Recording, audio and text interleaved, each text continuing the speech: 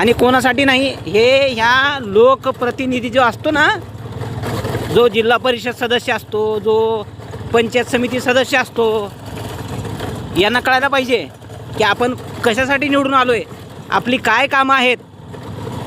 हे जर ह्या लोकांना समजत नाही ना, मग यांनी घरात बसावं राजीनामा देऊन आहे त्या पदाचा.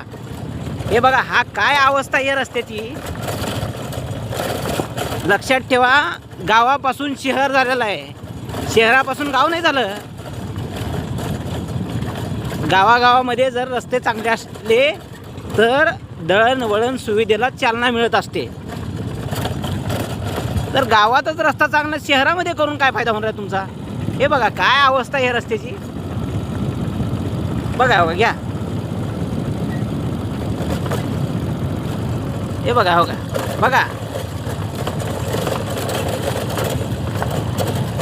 रस्त्यात खड्डा आहे का खड्ड्यात रस्ता हेच समजत नाही.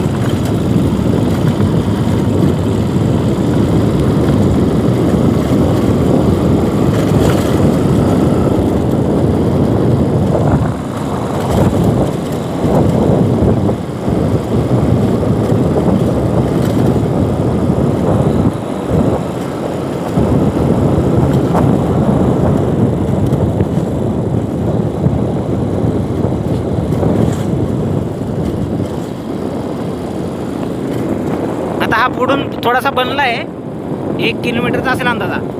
तर याच्यामध्ये पण डांबर कमी, खडी कमी,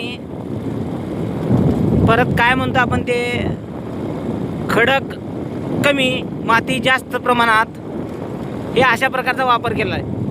मला असं वाटतंय की या लोकांनी याचं क्वालिटी चेक केलं पाहिजे. त्यावेळेस या लोकांना समजेल की बाबा कोणत्या याला किती मात्रा वापरतोय आपण, डांबर किती वापरतोय, खडी किती वापरतोय, हे या लोकांना माहीत असलं पाहिजे.